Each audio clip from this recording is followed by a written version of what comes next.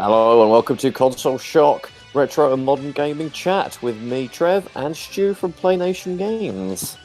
Hi there, Trev, you alright? Yes. Episode 38. 38. Can you believe that stuff? Can't believe we got this far. I know. I mean, what we did our three kind of video-based ones. Yes. Like, bloody hell, like in 2013, and then we just had to stop because Al buggered off. But we managed to keep it going. We're going to hit 40 soon, so The big 4-0. and we've this is a couple in quick succession as well. Yeah. So I think this episode is all going to be about the Prince Harry and Meghan Markle wedding that's coming up on Saturday. So stay tuned for our... That's going to be our 3-hour Twitch stream. Stu, you're getting mixed up, mate. Oh, are we? Are we doing a 3-hour Twitch stream about Meghan Markle? We're just going to do live Prince commentary. Harry's wedding. Yeah. That'd be good. Yeah. That'd be I good. don't think there's enough kind of media out there about it. But I think it's about time someone bloody talked about it, isn't it? Exactly. Totally agree with you. Or Megan-tron, as I like to call her. It's, Transformers. Yeah. Is she in Transformers? No, I just thought it was funny kind of play on her name. Maybe she does transform into a gun that has to be held by someone else. Possibly. Harry, for example. Harry's maybe Starscream to her being Megatron, perhaps. Well, I'm sure Harry likes pulling her trigger. Anyway, Yes. we got a guest on today. Have we? And now this Pray tell. a lot of the sort of previous guests were all sort of YouTube sort of superstars, but this guy is I want to say he's a film star. He's a star of TV. And also a very good friend of mine. Yeah, and the internet. He's been all over the internet. He's on Twitter. Yeah, he argues with everyone on Twitter. He's a great guy. So needs no introduction. He's Mr. Adam Pearson from the telly. How you doing, Stu, mate? You well? Yeah, I'm very well, Adam. Very well. how's it going, Adam? All good, thanks, Trev. All good. Much like you, very excited about the royal wedding. Didn't know it was on until I overheard it in passing. Because Really? It's not been on telly or anything. Well, no, they've really, really, they've really keeping that bloody quiet. Yeah. I think Eurovision stole all their thunder. Because I bloody love hearing about millionaires getting married. I think it's so charming and really makes you want to strive to better yourself in life. Do you guys get that vibe as well? Well, I don't mind millionaires getting married. Especially, I don't mind it even more when it's at the taxpayer's expense.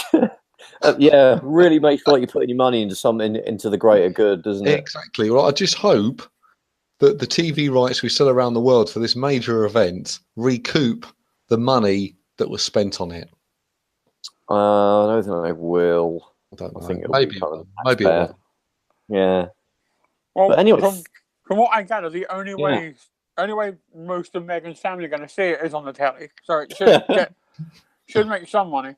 weird, isn't it? It's like Dad's like, I don't understand what's going on. Is he dying or something? Or is he just like grumpy? Is he being a grumpy socks? Well, I don't know. I think he's trying to make a bit of fast money out of it. And I mentioned earlier, I got my hair cut earlier, and the lady was going on and on about it. And she showed me the letter that Meghan's half brother wrote to Prince Harry with terrible grammar, terrible spelling. Why are you getting your hair cut? You had this? Yeah, she showed me the newspaper. Read this letter. So I stopped my haircut to read this letter. And he said, "Stop! This haircut must pause immediately." Yes, that's what happened. And so she showed me this article. It was in the Sun today, if anyone read that. And it was all about the brother saying to Harry, "Oh no, please don't marry my sister. She got my father bankrupt. Oh, she's a terrible person.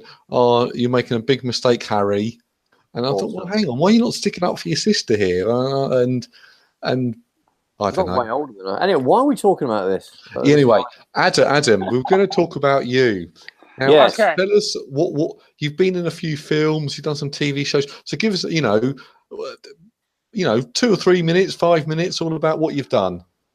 So I have cast and appeared in several TV shows. We're in our 4th series of Tricks of the Restaurant Trade, Mondays, 8 o'clock, Channel 4. I fucking love that show. Can the great British public tell the difference between 0.01p a litre Croydon tap water and 100 pound a litre Slovardi iceberg water from Norway? No, they can't. No. Because there is no difference apart from the posh bottle that the water came in. I think that's worth it. I like a bottle. Not for 100 quid, I don't. That's a really good night out. Yeah, that's like at least 3 nights out in Croydon. Well, that's about 1 million nights out, isn't it? If you stick to the Wetherspoons. Well, if I had £100, I'd go straight to Playnation Games on the high street. Oh, don't go there. Go to CEX. Really good deals there. Yeah.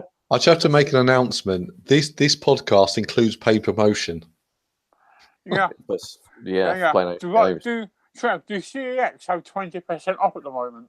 No, but they're 20% cheaper anyway. So, Trev, it's good to have mates like you, isn't it? It really is. They're not. They're only about 50%. Who needs enemies?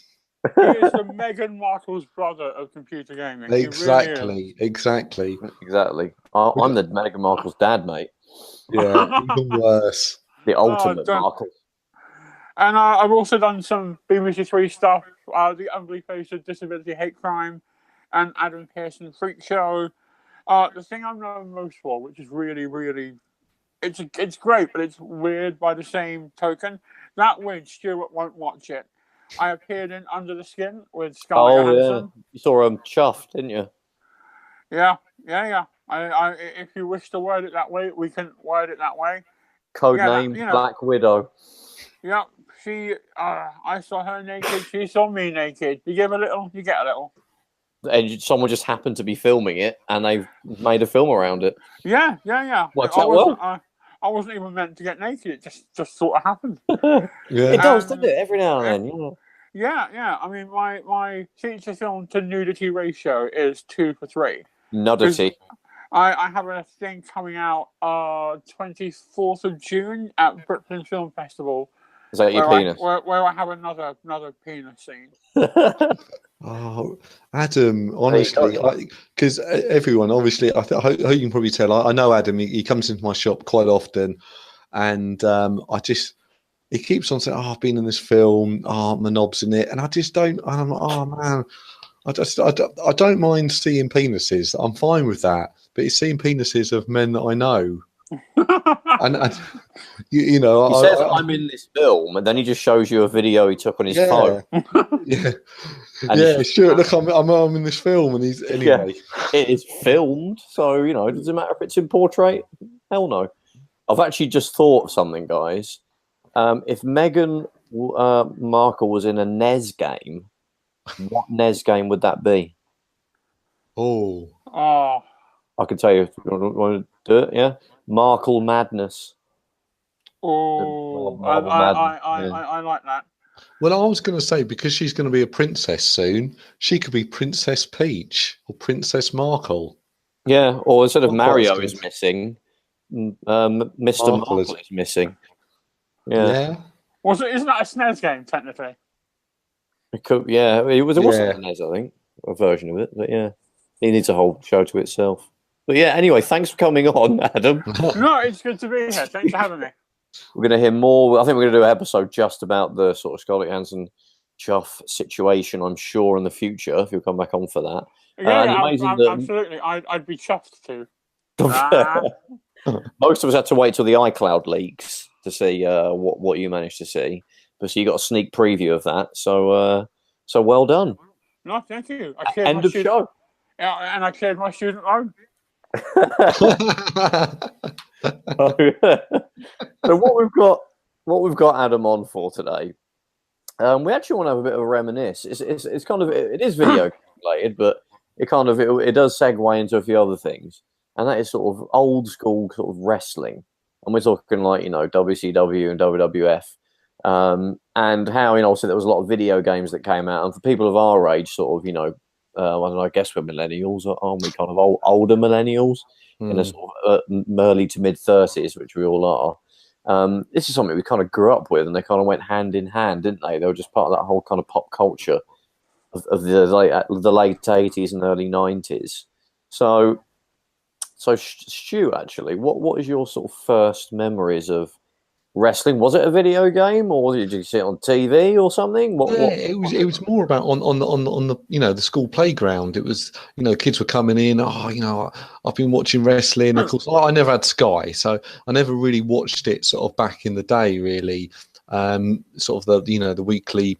I want to say Raw, but it was probably before that, and so the games came out. So I remember having one on the Game Boy, which was, to be honest with you, actually now a very, very stilted, not very good game, but you could play as Hulk Hogan and I think Mr. Perfect was on there and a few of the other guys, and that was really my sort of first memory of sort of wrestling video games, and it was all right. And I've always been interested. They've always sort of captured a lot of people's imagination. But to be honest with you, I've never really liked them. I've always found them slow, clunky, things like that. So I don't know, what do people like about them, really? Great glowing review there, Stu. Cheers, mate. No, they're really interesting how they've made and how they've evolved, and they're all sort of. If you're into wrestling and that type of game, it's an absolutely 10 out of 10 game, and I've even tried the more recent ones, and to be honest, the one that has aged the best, I think, out of old wrestling, because they're mostly tug of war games, are the only ones that are remotely playable that aren't even good now. Are probably Super WrestleMania on the Mega Drive and Super Nintendo.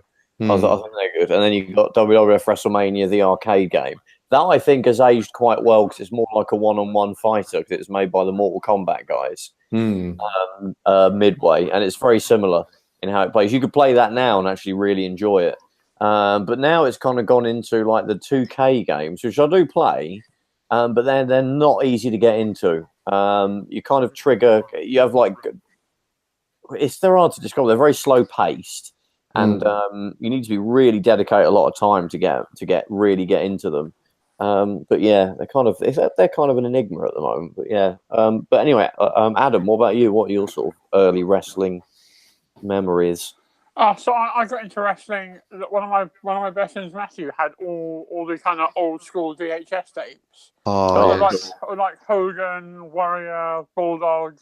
Yeah. And so my personal memory of it was watching Hulk Hogan Ultimate Warrior, title versus title from WrestleMania. Mania 6. Yeah. And from then on, I was hooked. And then soon after that, I got a NES with, and I got two games with it. I got Mega Man 2 and WWF Steel Cage. Oh yeah, that was terrible, but at the time, good. At the time, it was great, but it hasn't aged well. No. Like you were saying, Super WrestleMania is aged like a fine wine, whereas Steel Cage is aged like milk. And it just doesn't hold up well. And then I went straight from that. I didn't get any like second generation wrestling games on like the SNES, and then I went straight into the Acclaim series, WWF, Warzone and Attitude. Yes. Yeah. And then it just sort of all progressed from there. Yeah, I think the N64 had the best ones, didn't it? In that sort of late 90s, the WCW ones. WCW, NWO World Tour and Revenge. Yeah. And then WrestleMania and No Mercy. I think WCW v NWO and those sort of series, I think the guys that made those are the same guys that make the current WWE games. I think they're called, is it Ukes or something? I think they're called. Yeah, Ukes. Ukes, yeah. Or there were people that worked on them that were involved in that and then gone on to work on the WWE games. I mean, for me, I've got a bit of a weird sort of history with it, because in the late 80s and early 90s, the only way to watch wrestling, and I don't mean like the sort of, the cheesy like British wrestling, the giant haystacks and all that stuff. I was too young to sort of catch that when it was a thing. But the late 80s and early 90s, when WWF really took off, I couldn't watch it because it was only on Sky. And Sky in those days, basically the selling point for Sky was WWF wrestling, Star Trek, Simpsons, and Premiership football. That was basically the reason to get it. But yeah, I couldn't really watch any of it. But my first memories of actually, getting into it was, most of my family's Irish. So when I went over to visit my cousins and the rest of my Irish family, they actually had Light Sky, because there was a cable service in the village that they lived in called Cork Multi-Channel, and it was cable, but it had some Sky channels, and it was way cheaper to them than Sky was to us because they didn't need a dish or anything. And they couldn't had Sky One, so I was able to watch like this wrestling thing, and obviously like even like Star Trek Deep Space Nine and The Simpsons and all that stuff when they were new, and it was like, oh my god, amazing. And I actually think the very first thing was again with my cousins. I think they had some tapes, like Adam, you said there's all old tapes. I think I seem to feel like my first memory of wrestling is it might be watching a VHS tape of one of the Royal Rumbles. I think it was 1992. I think it was literally the 92 Royal Rumble, or the 91 or 92, because I just remember a ring filled with wrestlers. So that was my first memory, and then catching it on Sky One on the times that I went over to see him. And when I came back to the UK from a holiday, I remember it was like perfect timing because like the sticker albums come out and like the action figures and the Hasbro like classic like action figures that are worth like shitloads now, if you have them in good nick. And yeah, we got we all at school. We all got like the sticker album one with the blue cover, the Merlin one. Getting all the stickers for that, WWF stickers, swapping them and all that stuff you did with sticker albums at that age. And yeah, and then getting the figures as well. I've still got some of them, like getting the Hulk Hogan figure and the Ultimate Warrior figure. Although even though I wasn't really still able to see it, really, we didn't have Sky at home. The thing with my parents was they weren't big into keeping up with technical like innovations and gadgets and stuff. So we'd always get stuff. Yeah, we'd always get. I mean, now obviously I go crazy for that. Maybe it's because I was like deprived of it when I was a kid, perhaps. But I had to wait for things to get cheap before my dad would be interested in buying it. So I mean, we didn't get Sky till like 1994 when it was like £100 or something to get the box and all the gear and all that. But yeah, and I remember watching it. WCW then started on ITV, which is kind of weird. I didn't even know there was. I was like, there's this other company that does this thing as well. And that's I think ITV just wanted to get in on it, and they thought, oh, is there kind of a free or a cheapo version of that we can get and not have to pay Vince McMahon tons of money? And that was WCW, because I think in America it was free. It was shown on free-to-air TV.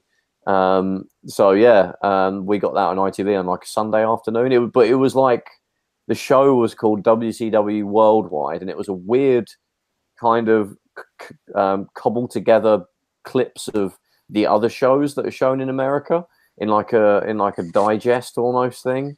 So we didn't get any of the pay-per-views. Or it was just a bunch of what you call squash matches, where it's just a big dude like big Van Vader, just destroying some really skinny jobber dude, and it was mostly that with just some clips of other matches and whatever happened in the pay-per-view. So it was a very weird. The continuity was screwed.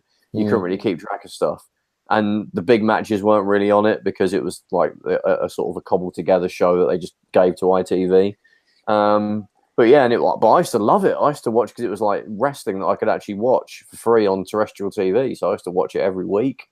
And Sting became my favorite wrestler because even though he was hardly on it actually, because I wanted to keep him for the big stuff. But he was on it occasionally. And there was like comics. It kind of exploded in the UK, WCW, around 92, 93. Because of that, there was like a sticker album and the figures came out. They had figures as well. There was a Marvel comic. Yeah, Marvel made a bloody WCW comic, which is kind of weird. They used to love licensing stuff then in those days. Yeah, so I watched way more of that than WWF. So yeah, I mean, did you guys watch WCW on terrestrial TV in those days? What I remember, yeah, a little bit. It was on very late, wasn't it? They always screwed with the time. Yeah, it was either it used to be on Sunday afternoon, then they chucked it on like a graveyard slot. Like really late on like a Friday night or something on ITV, yeah. Yeah, I remember it. I was always, because in the early 90s, there was an undercurrent of it. But then as the 90s went on, it became quite a tribal thing. It's more like the Monday Night War, where you're either a WCW guy or a WWF guy. And very few people were both. And it became the whole Goldberg and Sting versus Austin and The Rock kind of branding mentality. Yeah, exactly. Yeah, I remember like I kind of drifted out of wrestling when I was when I got to sort of my early teens, and then I don't know how, but I think I was just flicking through channels one night on Sky. I've had it, I've already got it by this point. Got to about, this was about 1997, and all got onto the TNT, Turner Network Television, and that actually there was an episode of Monday Nitro, and I was like, oh wow, WCW is still going. Oh, I thought they'd gone or something. This is really edgy looking though, and kind of cool, and everything's like metal and grey and black and flames and all that stuff, and it was way more like the production value had like gone through the roof compared to like 3 years previously when it was really small venues like and all that stuff, and very kind of, it looked really 80s, I guess, and way lower key than WWF. But it looked amazing. And then I saw Hulk Hogan was in it. And I was like, wow, he moved from WWF to WCW. Did people do that? Is that a thing they can do? And then I noticed there was other wrestlers that I recognised from WWF, but they had different names. That really confused me in those days because I was too young to understand about, Diesel and Kevin Nash, was it? Yeah. Exactly. And you had like Scott Hall. I was like, there's a guy. He looks. Oh, Razor Ramon, yeah. I was saying to myself, he looks exactly like Razor Ramon, but he's not. He's someone else. Is that the same guy? I don't even know. Also, because I didn't understand that these are the same people, and when they move to another promotion, they'd have to change their name because it would probably be the copyright is held by the promotion. Not in the case of Hulk Hogan, I think, and I think Ultimate Warrior and Macho Man. I don't know if they trademarked their sort of names. I guess they did, which is why they were able to keep them. But yeah, that used to confuse me. But yeah, and then I got into it again at that point. Even though we had Sky Sports and everything at that point, I dipped in and out of WWF at that point. But I used to watch Nitro like every week. I used to tape it off TNT. We got it on Thursday night, so it was like 4 days after the fact. It would have actually been shown. The light have shown live on in America, so it wasn't that removed. But it meant you could actually kind of follow it now. You could watch every week and keep up with it. And it was the NWO versus Sting coming down from the rafters and having these big fights at the end of an episode. It was just great. And when my dad used to watch it with me, he really enjoyed it. It's just like kind of crazy. But yeah, kind of. We didn't get the pay-per-views though. I don't think for WCW. I don't at all. So I don't think you'd watch a Nitro and they would have had a pay-per-view like the night before or 2 nights before. And they'd talk about it, but you wouldn't be able to see any of it. I think we got the WCW tapes over here. I don't remember seeing them, but I think we did get them. I don't know if you guys remember seeing them or if you ever bought one. I don't remember tapes, no. The WWF ones were far more prevalent, I think.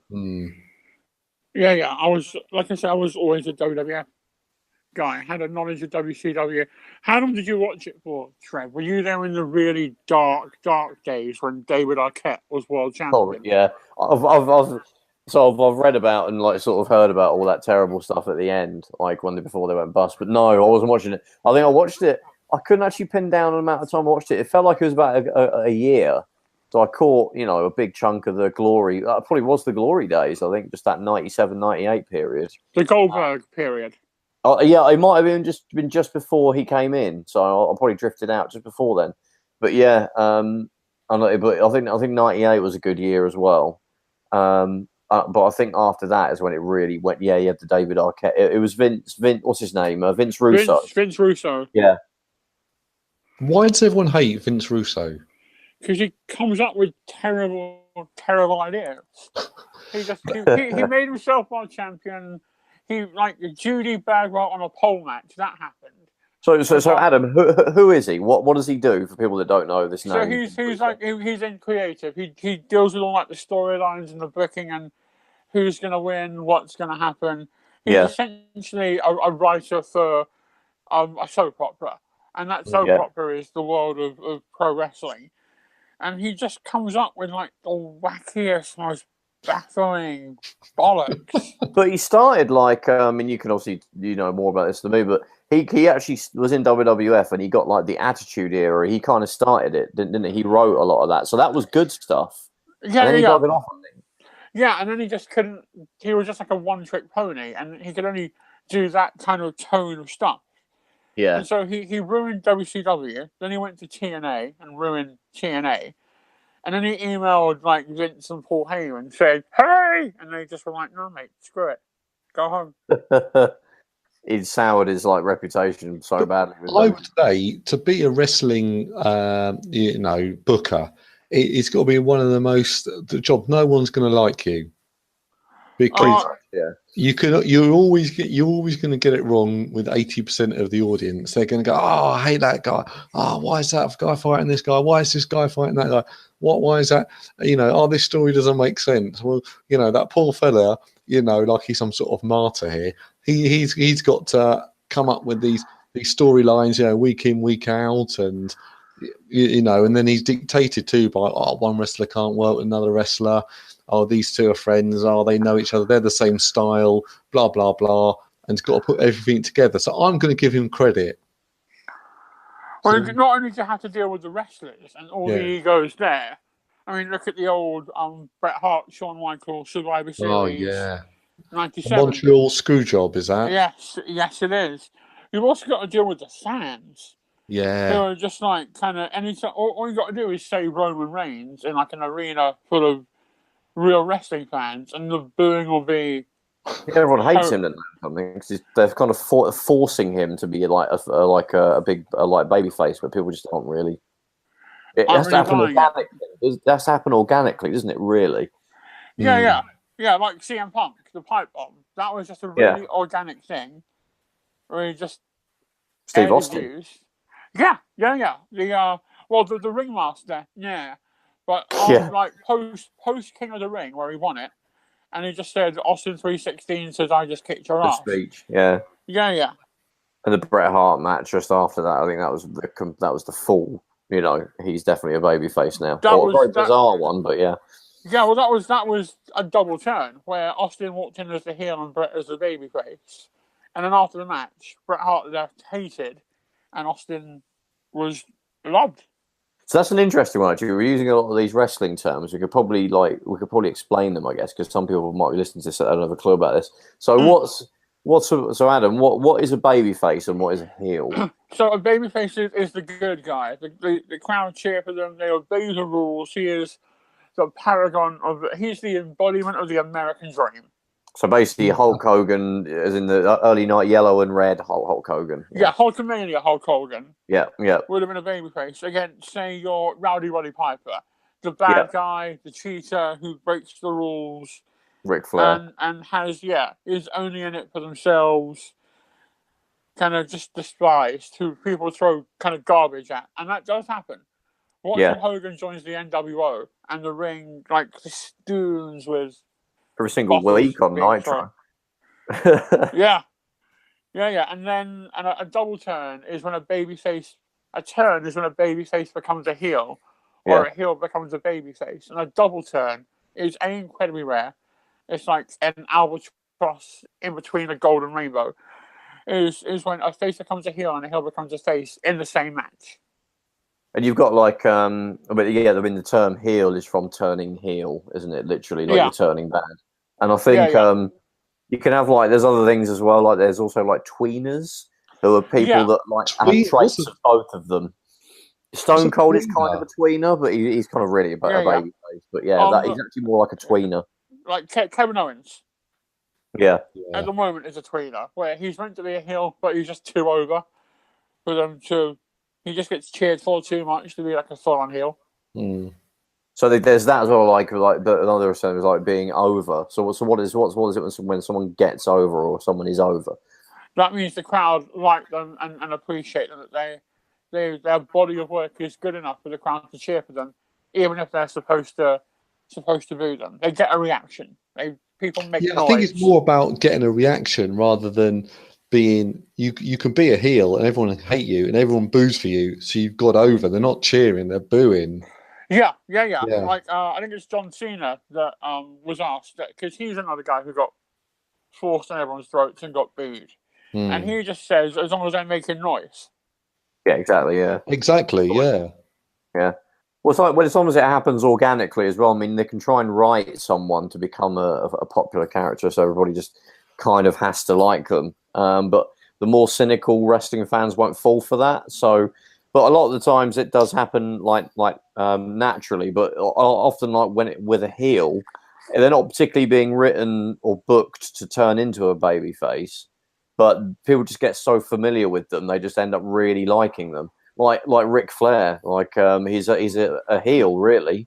Well, there have been times when he's kind of definitely is the babyface in a particular match. Yeah.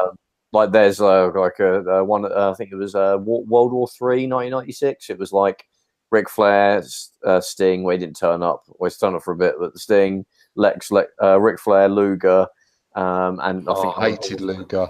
Yeah, but him versus the NWO. So Ric Flair is clearly a babyface in that. But there are times when he was the heel, I was watching a match where he beat Macho Man in WCW for the world title, but everybody cheered and when he got the 3 count on him, almost as much as it would have been if Macho Man did it. It's because he's been around for so long, people just kind of warm to them. Or like Razor Ramon, he was a heel, but he was a heel for so long, people just started to like him. And they naturally turned, or Shawn Michaels that happened in the 90s, and they kind of turned back. He kind of would swing, back and forth. And it can also happen in reverse, where people just get bored of you being a babyface. Hulk Hogan's the best example. He was a babyface, and then when a really good example is the 1992 Royal Rumble. He gets thrown out of the ring, so I'm ruining it for people that might not have seen it.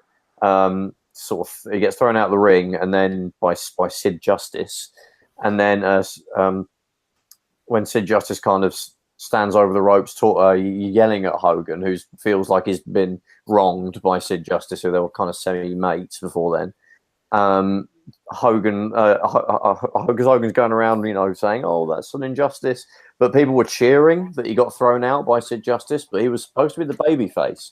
And Vince McMahon was so annoyed by that, he messed with the audio. So on the VHS tape, he's shown to be everyone booing when Hulk Hogan got thrown out of the ring. But in the live recording, if you've got, someone has it on cassette and they taped it, you can hear that people are cheering when Hogan got thrown out. But the good thing is Hogan, he went to WCW and he was still a babyface, but he was starting to get booed. People were just getting bored of his antics. But he actually turned that energy to work for him because he turned heel, and then people were booing him already anyway. So now he was able to harness that as a heel and become a heel. And then it worked again for him because there was a point when he was still a heel, but people started cheering for him again. So he's kind of swung. He's done like a 360 of people getting sick of him being a babyface. Then he becomes a heel, and then he's hated, and then people just sort of started liking him. So it's kind of nuanced actually, when you sort of think about it. I sort of with wrestling, where the audience and they don't go along with the story that's being told on. It's like what you just explained there, Trev. I don't know. It's when they get involved with the the "you fucked up" chants and bullshit and all of that, and you see the wrestlers sort of, sometimes it's quite awkward, but then sometimes they'll turn it into their where it's actually best when they sort of turn it for their own good, really. And it's weird though now, isn't it? Because like the WWF is or WWE, I don't know why I've never got used to WWE that name. What do you guys think? Was it better as WWF? I think it was. Sounded cool. It took me a while, but I got there. But now every time I see a panda, I get angry because I'm like, you destroyed my child. Yeah, exactly. Yeah, you cost some poor editor a lot of time and money, all because you aren't fucking other pandas. It's not like we don't help you. Like you put me in a cage with anything, and after a week I'll try and fuck it. So I don't know why the pandas can't get that done. I don't know why the pandas can't get their head around it. Yeah, I know. They just need to have sex and leave Vince McMahon alone. Just try and have some men roll around inside a cage. Get over it. Who doesn't want to watch men rolling around together in a cage? Stu does, for starters. I mean, clearly pandas aren't that fussed. No. But yeah, it's just weird. I'm still not used to it, and the logo is just now. It's good. It's getting more diminished as the time. It's good. It's going to be a W, so just one W. Well, it is a W, isn't it? There's no E in it. Well, yeah, well, it's a W and a W. I think is the vibe they're trying to go for at the moment. Yeah, exactly. So who's everyone's favorite wrestler, and why? At the moment or of all time? I think Well, let's go of all time. Right. We stick with a bit of a retro theme. Okay. Go on, you go. I'm gonna go. This is such a controversial name to say, and I know that if this were on the network, it'd be edited out. I was always a big fan of Chris Benoit. Oh my god! Oh no! Oh no! As a wrestler. Yes. Well, he was a good wrestler. He wasn't the best role model. No, I'm almost certain he won't be Father of the Year like Titus O'Neil is. It's odd, isn't it? Because do you guys have the WWE Network? I do. Yeah, same. I don't. It's great. It's like the value. Just email me over your password. That'd be great. Yeah, sure, that's fine. With the other ones, yeah. With all the other passwords. You only got to, I'm sure it can go on 2 TVs. I'll put it in the comments at the bottom of the video here. That'll be fine. Okay. Yeah, anyway, it's really weird. Back to Chris Benoit. Because Chris Benoit on WWE Network. It's pronounced Chris Benoit. Benoit, yeah. So he's kind of been he's not erased as such, but they don't mention him at all. So when you've got when you're watching an episode of say Nitro, and Chris Benoit is in it, there are chapter marks in the episode to let you jump to a particular match or whatever. But any times Chris Benoit is wrestling someone, it will just say I don't know, Jeff Jarrett. It will just say Jeff Jarrett. It won't say Chris Benoit. It will say Jeff Jarrett in singles competition or action. And that's it. It won't have... and you can still actually watch the match with Chris Benoit in it. Yeah, you can watch him, and he's just completely normal. But they won't mention his name. It's really odd. Although I bought the WWE Encyclopedia, which is actually a really cool book. It's just actually a big listing of all the wrestlers ever, but it's very cool. He's in that, and they do kind of acknowledge him. He's got a small little entry. It's not like a half-page spread or anything, but he's in that, and they don't mention anything about his. His what happened to him after he killed himself and everything. But yeah, it's odd how they've kind of treated him. What do you think about that, Adam? No, I think they're right to do what they do. I think what he did in the ring was magical, but unfortunately, he just has a very long footnote at the end of his career. Yeah. Do you think it's all the steroids and that, or do you think that's just a myth thing? I think steroids, concussions would have been a real factor, particularly with the headbutt he was doing. And this was pre-wellness policy. Yeah. As well. So I think it's a mixture of everything. It was kind of, I think that trigger, looks now they're mega all over that now, and they do drug testing and all that stuff. Yeah. And people are trying to cheat it and have just been fired for trying to do so.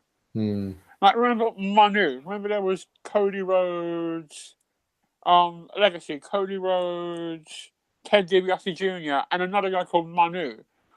Manu tried to use a prosthetic penis to give a tampered urine sample, and they caught him and got fired.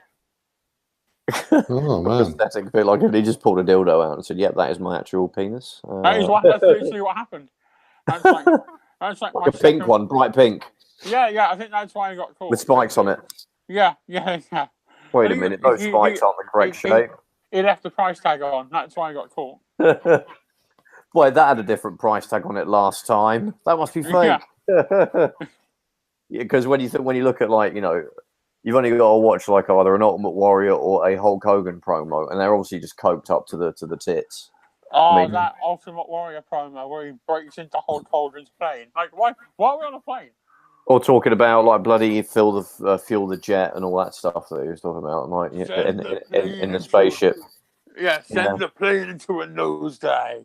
I mean, it's it's obvious that that they were just completely coked up, which unfortunately is part of their sort of charisma was because of that, And you've only got to see that Hogan laid off the steroids because he's a lot skinnier when he gets to WCW.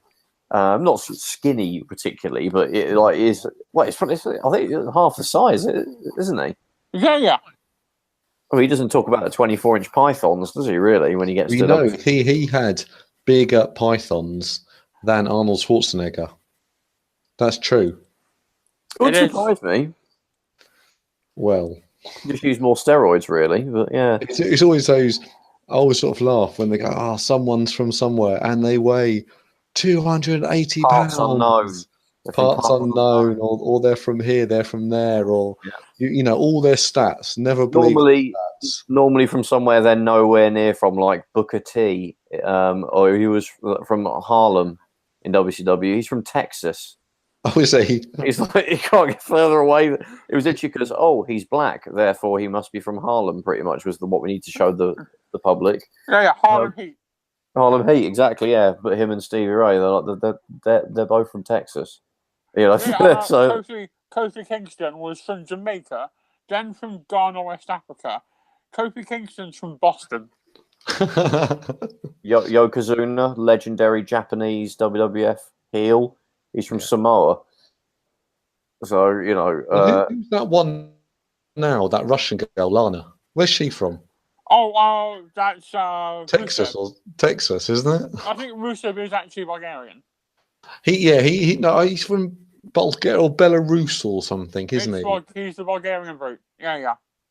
So, yeah. But no, Yokozuna's... Sorry, God. Lana's used to be in Nitro, I think.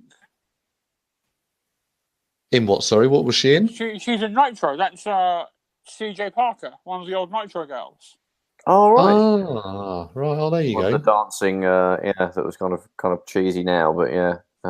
That's interesting. Actually, stand corrected. Yokozuna is from San Francisco. Still not really Japanese, but no. Or Davey Boy Smith, British Bulldog. I mean, it was a variation of a various northern town he'd be from, depending on what year it was, or you know, whether it was in WWF or WCW, like Manchester, Leeds. He's from Wigan, I think, which is why it's great at Manchester. I mean, that's pretty close. That's quite accurate, really. Americans wouldn't know about where that was, so yeah. As long as he's from anything that you know, Manchester, you know, say London. He's from London. They wouldn't know. They wouldn't know any better. No, that geography's awful. I remember when WWE were in London once, and they were in Manchester. And Michael Cole was just like, "Yeah, we're 2 hours away from Scotland." I'm like, "No, you're not." No. Like flying, maybe. Yeah, exactly. Yeah, it's weird. But Stu, I mean, have you got a favourite? Yeah. Oh God, as I said, I used to like it, and then I sort of went back and watched a lot of it, and you know, chatted to a lot of people about it. And I'll be honest with you,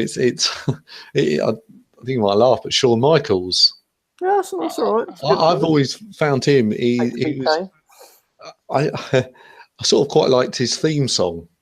Sexy Boy. Sexy. I always found that quite, you know, how do you put it? Very catchy, and it was just he came on. I don't think he gave a shit about anything, and that's your personal theme song, isn't it?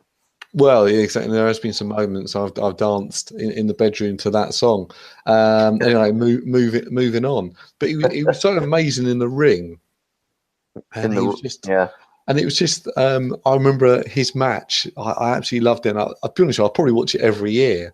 I'll find it on YouTube or something. Is when he's really pissed off with Hulk Hogan for one reason or another. You two will probably know. So he goes out there, and I think, right, I'm going to oversell every fucking move there is. And this match goes on for an hour. It's like maybe 50 minutes. So, you know, Hulk Hogan pushes him. So Shawn Michaels sort of falls over backwards, then somehow balances on his head, then falls over again, then rolls out the ring, and then staggering around. And every moment he just gets... you know, punched by Hulk Hogan and just throws himself, oversells everything, and just throws himself out of the ring, and then at one point, I think he got smacked around the head and he fell to the floor and he was just flipping around like an absolute crazy fish or something. And it's just like, yeah, there's something going on behind the scenes that we don't know about. And cocaine, but yeah, I think they were meant to have a 3-match series, and Hulk Hogan was to win the first one, and then Shawn Michaels to win the second one, and then Hulk Hogan gets it back. But Hulk Hogan said, "Oh no, I'm not going to do the third one. I'm just going to win. I'm going to win the second one." And they went, "Okay, yeah, that's the plan." So he used to do that. He was just pissed. The best thing of Hulk Hogan just changing something like on the fly was WrestleMania 9. I think is the most famous example where, I find it actually quite entertaining, the ending to that page. You check it out. The whole pay-per-view is awful. It's crap. Yeah, it's absolutely crap. The ending's the best bit about it. So the idea was that Yokozuna beats Bret Hart for the world title, and then at the end, Hulk Hogan comes out, and he beat him by throwing like sand in his face or salt, whatever it is, that Mr. Fuji used to use, Yokozuna's manager. And Bret's like, "Oh, I've got stuff in my eyes, and I've just lost. I'm all depressed." And Hogan comes out and sort of tries to help Bret, helps him get out of the ring and that. And then out of the blue, Yokozuna or Mr. Fuji challenges Hogan to a match right then and there for the title. Obviously, that wouldn't happen if it was real, because you'd just be like, "Yeah, I won. Maybe later we'll." But anyway, and then sure enough, he jumps in the ring, takes the challenge on. Fuji tries to hit him with salt again, but he misses him and gets Yokozuna.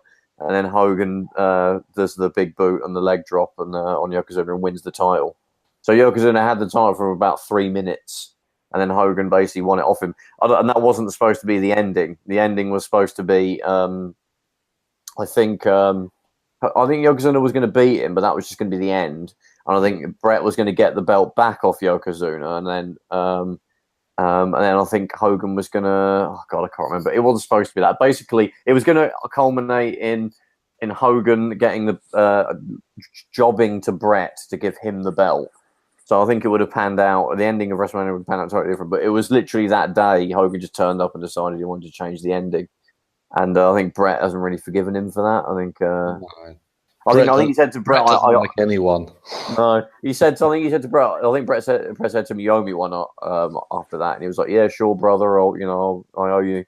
And he never really followed through on that. So, but he is a bit of a grumpy socks, is Bret the Hitman Hart. So yeah.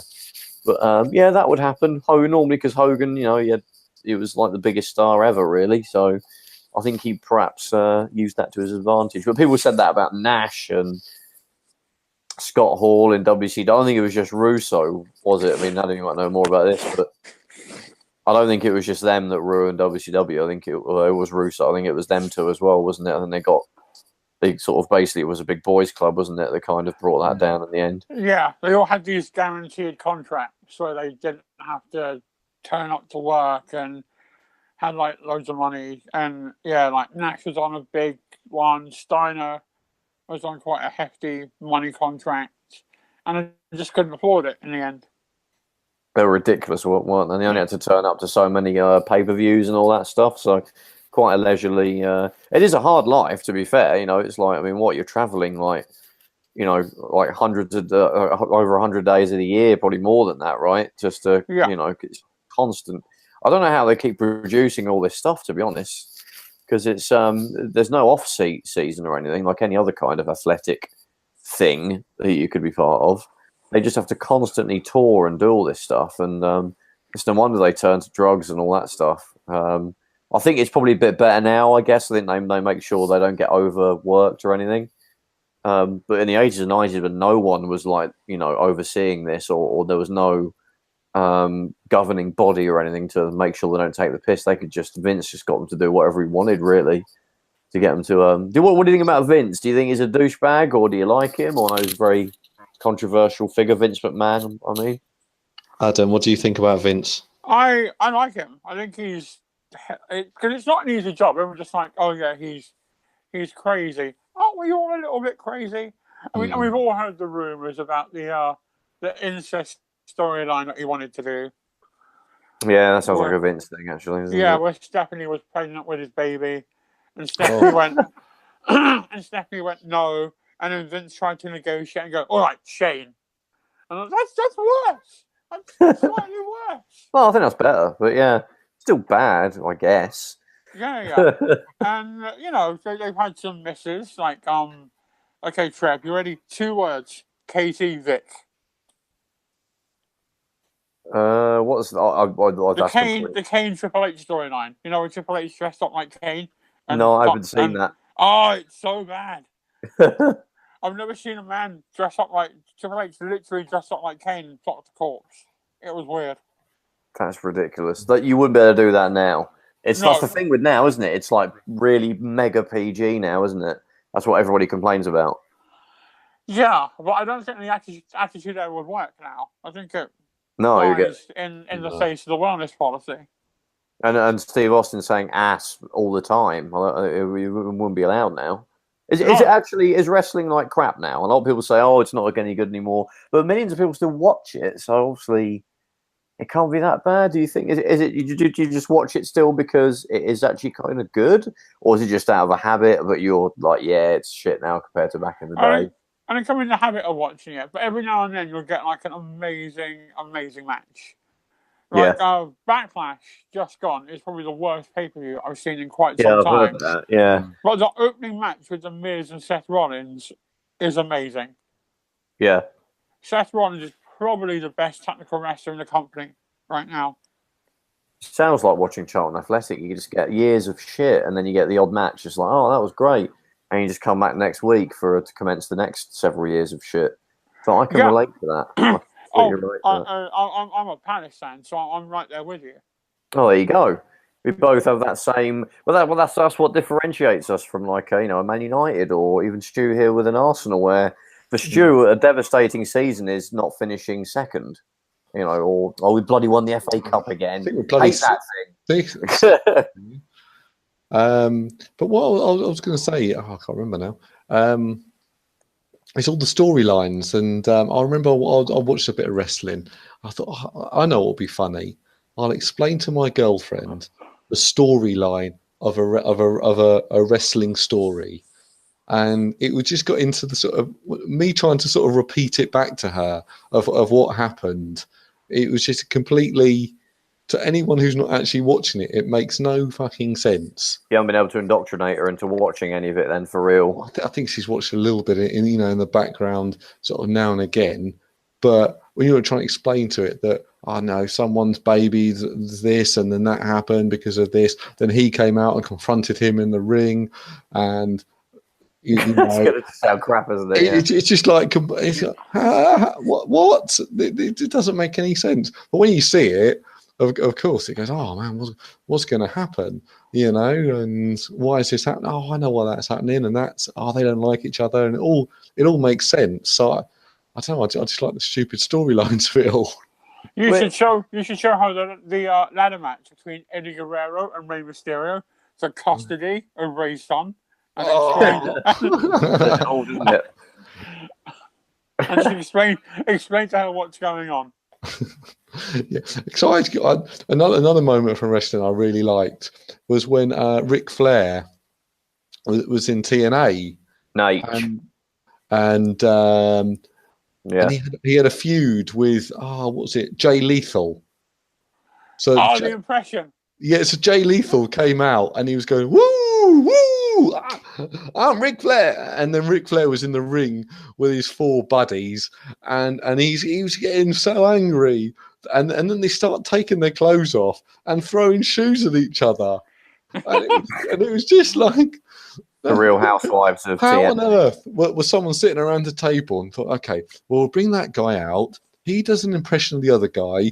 The other guy's in the ring with his 4 guys. And then he gets annoyed and starts falling backwards and going on about how he sleeps with lots of women. And then he takes his shoes off and throws them. And then the other guy does it even more.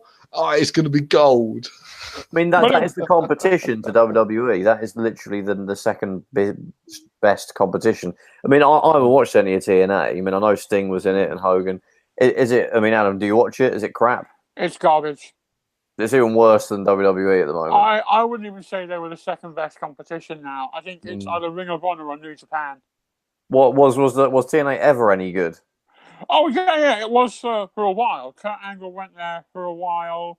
Yeah. But anyone in TNA that was worth a damn is now in WWE. AJ Styles, Samoa Joe, Bobby Roode, Bobby Lashley. James Storm's about to rock up in NXT. It's where the money is, isn't it? You know what? I'd like to see another company give WWE a good run for their money. Is it possible though? I mean, you've got to somehow capture the market, and I guess if you bought out a load of WWE stars and just made your own promotion, that's the only way I think you could do it. Really, I don't know. It's you can make stars out of sort of anyone. There's plenty of good wrestlers out there who are not in the WWE stable of wrestlers, and which I'd like to see someone have some sort of promotion that really, I don't know, just makes, even to be honest, to make WWE better, because at the moment they've got no real competition. The only competition is maybe people switching off and maybe watching UFC or something. Probably, yeah. In the UK, what was it? What Culture Wrestling? I don't know what that's called now. If that's still Defiant. What's it called? Defiance. Defiance, and then you got that one in Scotland, ICW, and things like that. And they're actually, I think they're producing, for the money they've got, they're producing amazing sort of production value with, good stories. Are a wrestler, isn't it? A former wrestler started. And there's one that Alex Wright started, as in the WCW, the German dude. He's got one as well. And they're on TV, but they're just tiny, aren't they, compared to WWE? I think they get a lot of. They do well on the internet now, and things like that. And if I got the opportunity to go and see WWE, I'll snap tickets up to go and watch it. But I'll also tonight at the O2, I think. I think a few nights ago. Defiance or What Culture. I've seen that live, and I've had actually amazing time, because for one, you're really close to all the action. The wrestling is as good, if not better, than WWE. The only difference is the guys in the ring are probably doing it for 150 quid, 3 cans of beer and a curry afterwards or something, and putting their lives at risk. And I think they do an absolutely great job. Well, I think it's New Japan, isn't it? The second biggest officially. Yeah, and that's a different style altogether. That's a whole other animal. Does he have the cheesy stories, or is it just the athleticism? I haven't watched it. It's a lot stiffer, isn't it? It's a lot. Yes, a way stiffer. Yeah. Literally clobbering people like each other. And stuff. That's what you mean by stiffer. They come out there and they're not tickling each other and things like that. They're proper sort of punching, hitting, throwing, and things like that. Is it the same WWE? They don't do the same WWE stuff of the guy goes in the ring, gets the mic, starts talking about I'm gonna kick so and so's ass, then so and so appears on the big screen, says something back to them, and then that's it. There's none of that kind of nonsense. Less of it. There is an element of it, but it's more about what happens in the ring. Like if you get a chance, Trev, go and watch Kazuchika Okada versus Kenny Omega. Right. Wrestle Kingdom 11. Isn't that the WrestleMania? That's their WrestleMania sort of thing, isn't it? Yeah. From Sumo Hall. Yeah. What's it on? It's just the internet, isn't it? I guess. They have that New Japan World, they call it. It's their version of the WWE Network. Is it is it in English as well, or do they just subtitle the commentary, or? So the big shows they'll have English commentary, and everything else they'll subtitle. Oh right. Is the great Muta still knocking around? No, he's not wrestling, but he's still very much a presence in the scene. What about Jushin Thunder Liger? So the Liger's around still. He must be about 9 million years old. He was awesome. I think he's wrestling Rey Mysterio soon. He was in the first ever WCW Monday Nitro. Jushin Liger. He was. He's also wrestled in NXT. Wow. you get those ones that they're just around forever. They somehow managed to avoid the big injury, but then you got like Undertaker's obviously still knocking around, and Gold Dust or Dustin Rhodes or Dustin Runnels. That was 6 names. One of the 6 names he has. I was always a big fan of Gold Dust. Yeah, I remember. I remember when he went to. I remember him when he started in WCW. Well, it was WWF he started in. He was Dustin Rhodes with Dusty, and then Dusty left for WCW. Then so did Dustin, and then he was just Dustin Rhodes in WCW. Then he went to WWF. I was really confused because I was like, that guy. I was like, as a kid, I just saw this guy in gold, and I was like, he looks a bit like Dustin Rhodes. Is that Dustin Rhodes? Yes. Then he went to WCW as the character 7. Yeah, and slagged off. That was awful. Yeah. And he showed up in TNA as Black Rain. Yeah. With like it was the American Nightmare, wasn't it? Yeah. Oh, yeah. No, that's Cody. That's Cody's Ring of Honor. Oh, right, yeah. Name, and then he's back as Goldust. There's so many roads, isn't there? It's like you can have a Royal Rumble of all the roads and all wrestlers called Steve. You can have that. That'll be quite a lot. And the Hearts and people that are related to the Hearts. They can all have a. They're all faux relations. They're all pretty much related. I think there was obviously Owen Hart and. Or someone just with Hart in their name. Jim had Hart, Bret Hart, Jimmy Hart. You could just get them all in there, and like all the kids and sisters. Adam, did you ever watch that? Was we had a lady on the podcast a while ago, Kim Justice. I don't know if you're aware of her, and she did a great sort of review of I can't remember what it was called. It was some sort of wrestling event in North Korea. Oh, terrible! Oh yeah. That went on in the 80s. That had Ric Flair and I don't know, loads of other wrestlers like a big sort of Japanese guy called Aoki, maybe.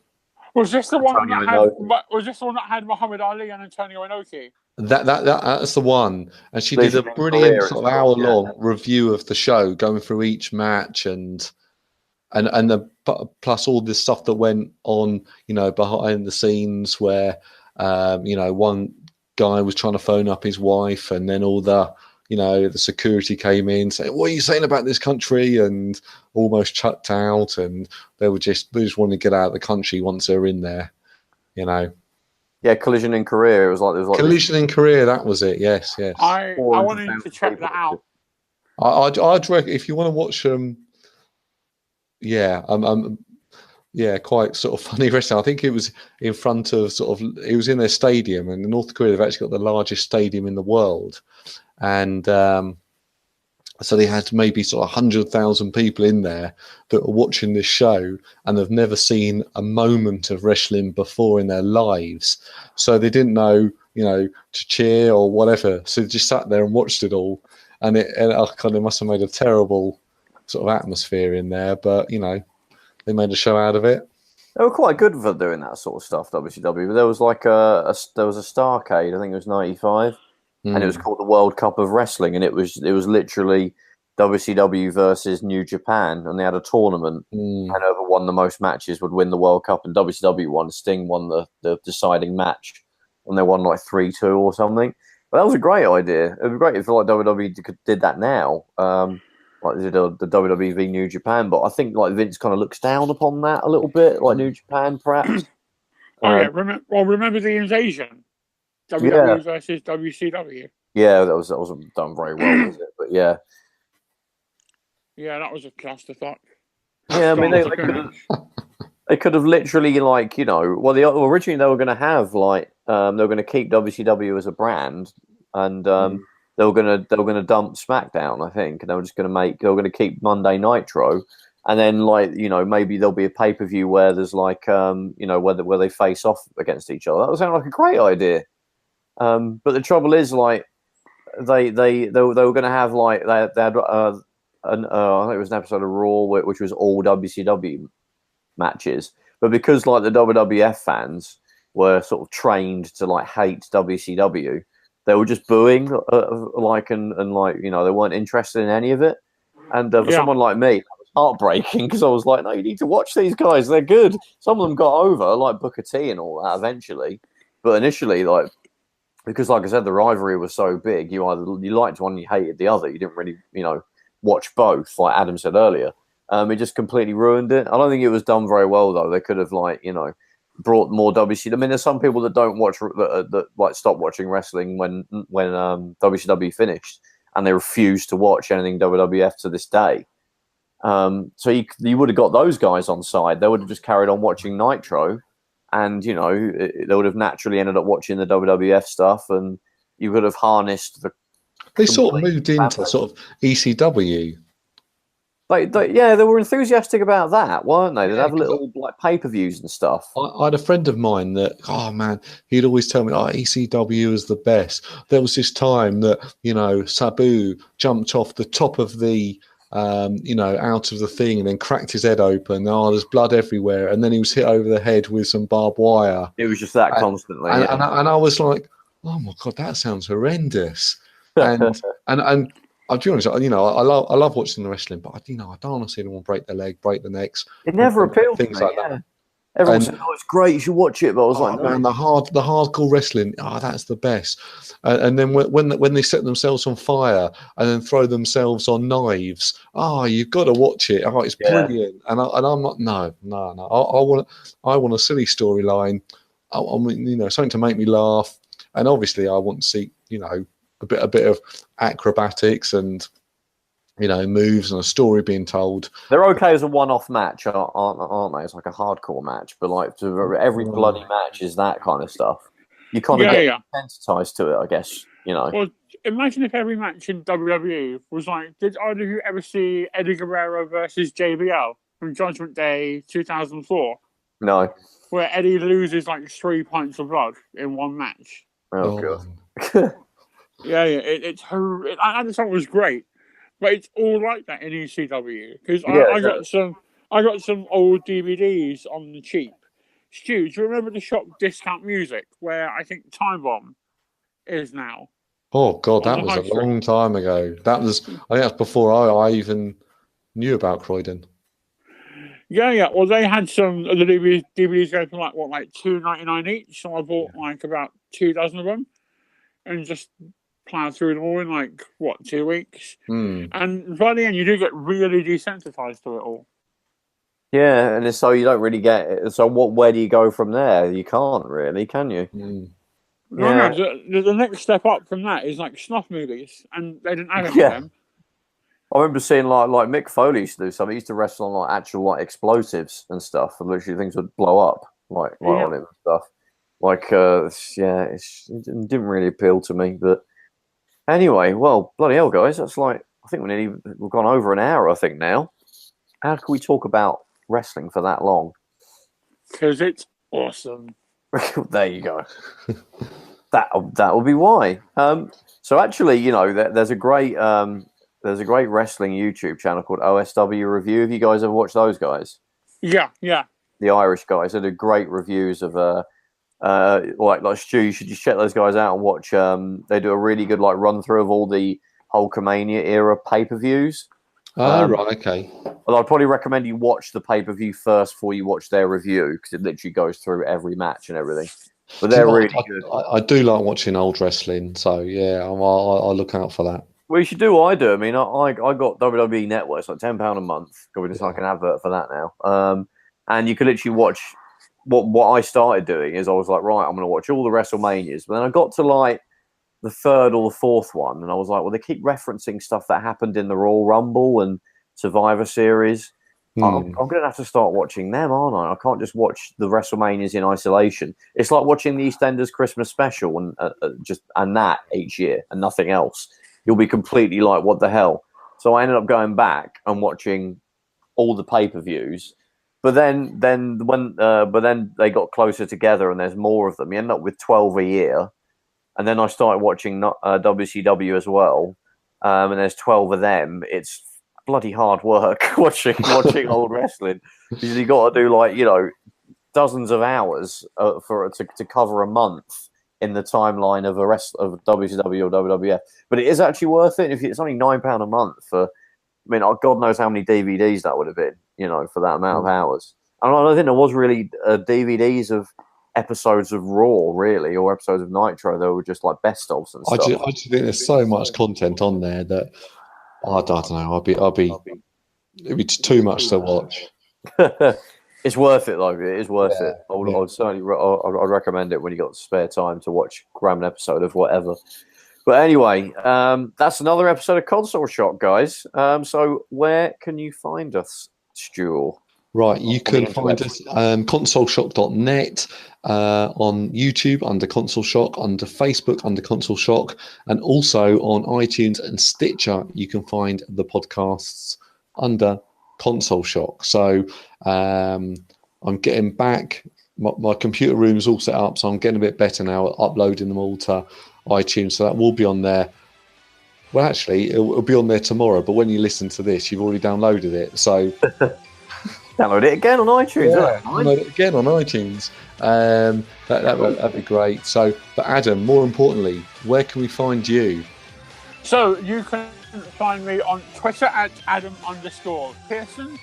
You can find me on. I've just started twitching. Is that what they call it when you stream on Twitch? Oh, are you ill? Is there something Don't wrong? go to your doctor. Yeah, I know. Twitching. So, yes, twitch.tv/AdamPearsonTV. That's where you can see me twitching. What games do you play on there? At the moment, I'm doing a lot of the Jackbox collection, the kind of party style games. Nice. Yeah. Do you sit there with your shirt off? I occasionally, depends how well you tip. I'm also playing a lot of Mega Man and God of War. Oh, nice. Catch Adam on Twitch then. We'll be twitching without a shirt on, which is what most people do on there, from what I've heard. Especially some of the ladies. So yeah, not all I know about that. That was a mate that told me about that. So I don't watch that stuff personally. Isn't that right, Stu? Me Exactly. either. Damn right. Absolutely. Right. Well, thanks for listening, guys, and we'll catch you in the next one. Tatty bye. Cheers. Bye-bye. Bye.